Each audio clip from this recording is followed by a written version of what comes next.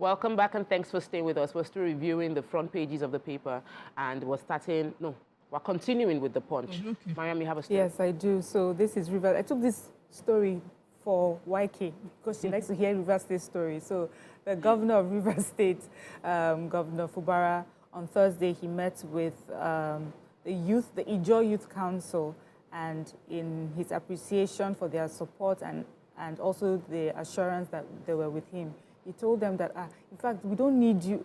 You know, there's nothing to even call you on because we have already defeated them. So who are these them? He says, first of all, his battles were over as he has defeated his opponents who are not sleeping with their two eyes, who are now sleeping with their two eyes open. Oof. He said that he turned the tide against his opponents. He said, look at him, he's still in office, about to mark his first anniversary, contrary to the plans that they had for him. In fact, he said that as of Wednesday, 9 members of his cabinet that were loyal to Wike had tendered their resignation and exited. So things are going on well for him, and he's happy, you know, that his enemies have been put behind him. So I'm sure Wike will enjoy that story. In the Punch. But the Punch says, let me go from the end to the beginning, that they've been unable to verify the story that has been trending of a woman, a nursing mother who is asking for help, saying that she has been diagnosed postpartum of some conditions and she needs money to feed as well as take care of her baby.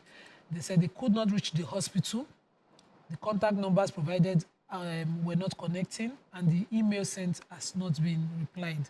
But this popular story of one Ubanga lady who said her husband abandoned her from her 25th week of pregnancy. She developed shortness of breath, difficulty breathing, and some other conditions, Susan Ubanga, and she was taken to hospital. And on getting to hospital, she was placed on oxygen, and, you know, they continued to treat her on oxygen. After 3 days, the husband requested that she be discharged because of cost of hospital, and so she was discharged. But on getting home, she couldn't breathe. Instead of that, he started to give her herbal mixture to help her, which complicated her situation. She cried, and neighbors helped her back to the hospital. And so she did a Facebook post, you know, and somebody was able to give her 500,000 to pay for a CS as well as what she might need. From that money, she paid her husband. The doctors at this point were advising ACS quickly to assist because she was 35 weeks anyway. And so she gave her husband 180,000 of the money plus 60,000 for him to add for any other needs they have. But instead, he bought a phone and a dog and left her to herself. So when she waited from 10 a.m. to 2 p.m. when the doctors were saying, we have to go now into an emergency, and she didn't see him, she had to call his sister, who she gave another 180K to pay for the procedure. And he showed up at 6 p.m., you know, and saw them fighting for their lives. And he just, you know, the sister confronted him. His own sister confronted him, threatening that she would have him arrested for the kind of behavior he did. And then he walked away, abandoned her. She said now she's been diagnosed of peripartum cardiomyopathy, and she's done ECG, she's done chest x-rays, she needs help. But as you know, sentimental as the story might be or emotional as the story might be, they couldn't get they can't verify it, which was why you started by saying they couldn't verify the story. Okay, so I have the story of 36 assembly speakers back state police. I think the last few months, the state's governors have been advocating for state police. And I think from the advantages and disadvantages, the advantages outweighs the disadvantages. So they are saying that the speakers of the houses of assembly across 36 states in the country backed the ongoing constitutional review exercise for the creation of state police. They said the speakers of state legislators of Nigeria took the stand in a communique issued at the end of their meeting. They pledged their readiness to support the bill for the state's police creation. And they said the conference strongly advocates for state policing to check the negative trend of insecurity in our country. To achieve this, the conference appeals to the National Assembly, presidency, and other relevant stakeholders to leverage on the ongoing constitution review exercise.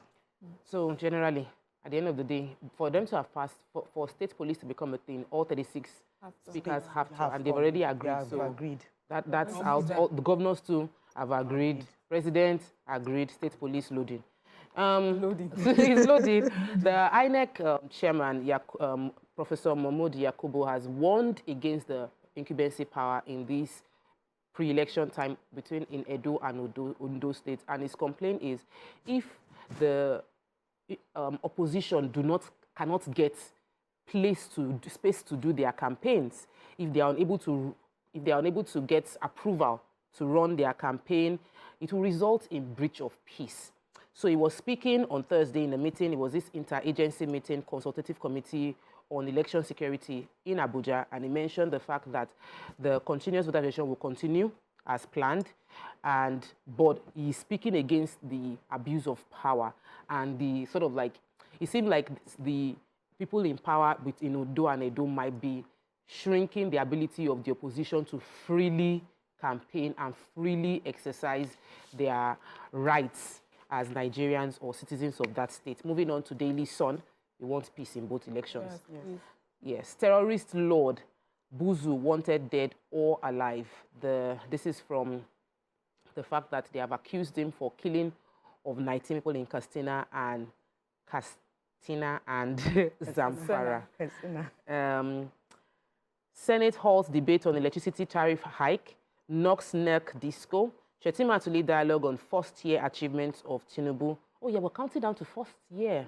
Wow. Shinkafi 6 emergency rule in Zamfara says bandits are in control, alleges that criminals have taken over all local governments. Zak Adedeji, FIRS, collected 3.9 trillion naira in tax revenue in just the first quarter of the year.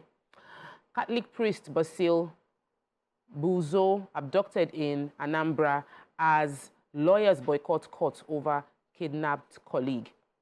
DICON impacts with 50 foreign partners to change face of military industrial complex. Reps move to increase appeal court judges from 90 to 150, and 18 feared dead in Abia checkpoint auto accident.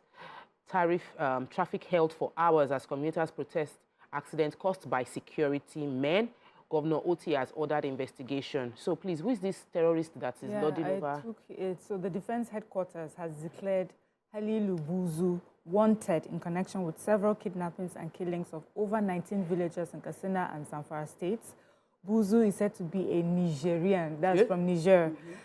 He's a terrorist sponsor and financier. He owns a gold mine in Zamfara state and engages in massive cattle rustling. The way I'm so upset.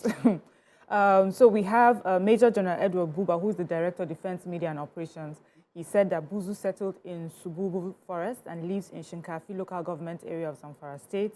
And he says the military was able to get to know about this particular terrorist following intelligence provided to locals about his active gold mines, where he mines the solid minerals and sells to foreign buyers.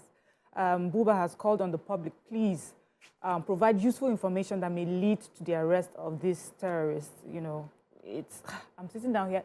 We don't have, we're yet to have proper and full coverage of, you know, our country. Yes. That people can come and be running all sorts of illegal businesses, kidnapping, It's not even gold mining, a whole foreigner in our country. And who knows for how long this has gone on. He's also a gun runner for gun producers in Libya. The whole place is porous. Yes, it is. Anybody can a come in criminal and do what they element want being able to to do that. But what's happening in Zamfara? So I have the Senate, okay.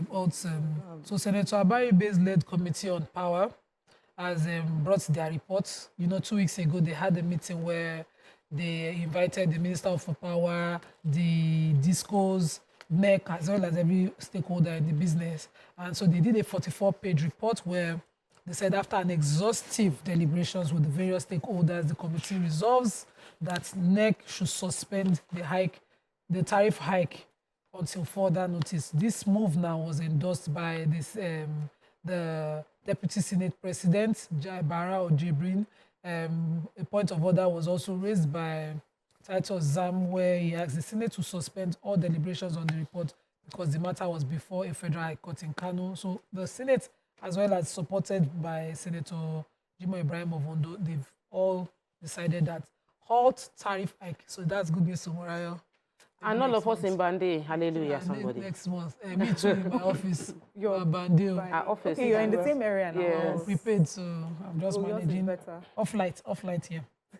Light everywhere. If you stumble into my office right now, the light is likely going to be off. It is when we it's have visitors, anywhere that there is nobody, everything lights. is off. And then it's rainy season. Open and your the- windows. And open enjoy your the fresh windows. air. Oh, I'm going to have this lecture when I get to the office today. I had to take the story from the Zamfara issue.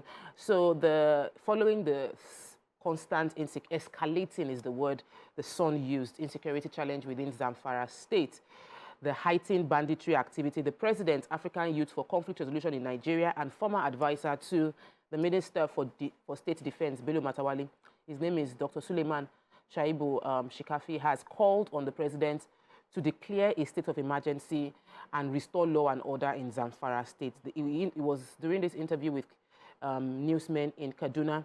He spoke about how all the local governments within Zamfara are now under the control of bandits. Yeah. He said Zamfara is gone. All the local governments are not nobody is in charge of are not under the governor. The governor is nowhere to be He's not found. around. He's not in the state. That they learned he has gone to America after returning with northern governors 2 weeks ago, while the criminal elements are killing his people. Then he said he also now called on the President that this is not something he should leave to the state governors to handle. He needs to step in. That the former president, Segun Obasanjo, was one that when he saw crisis happening, he stepped in and declared state of emergency, put someone else in control. If the governor, he gave example of Plateau State then, he said if the governor has lost control of his state, put someone else in charge, that he shouldn't forget the promise he has made to the people of the Northwest who gave him the highest number of vote, that the time is now. He said a whole lot more, but I am of the opinion that if it can be proven that the governor is not in the state and the governor doesn't feel safe enough to live within the state or travel around the state, then under every circumstance, state of emergency is an urgent thing because the citizens are your people. Yeah. Most governors don't really stay in their states to go. Wow. Wow. Lagos State, Literally and out everybody of comes time. to Everybody Lagos. comes to Lagos and Abuja. Yes, that's what You have they a do. story. Yes, I have a story on minimum wage. The organized labor yesterday shunned the meeting of committee on minimum wage. It described as government's insulting proposal of 48,000. When they are going for 600 or something. We call the organized labor negotiating team under auspices of Nigeria Labour Congress, NLC, and its Trade Union Congress of Nigeria, TUC counterpart, had on Wednesday walked out of the meeting after rejecting the government's new minimum wage proposal of 48,000. They contended that the government's offer was not only insulting the sensibilities of Nigerian workers, but also falling significantly short of meeting their needs and aspirations.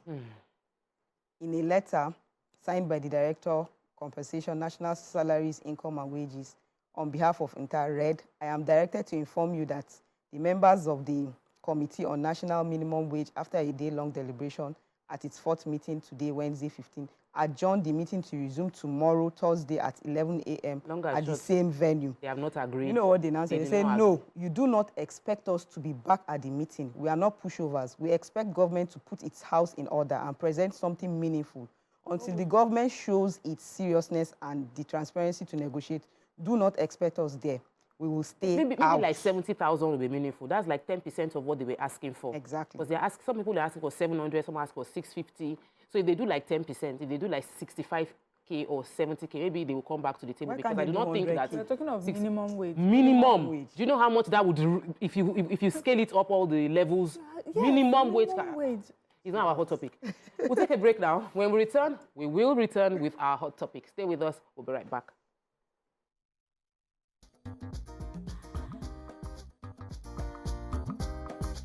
Stay tuned. Your View will be right back.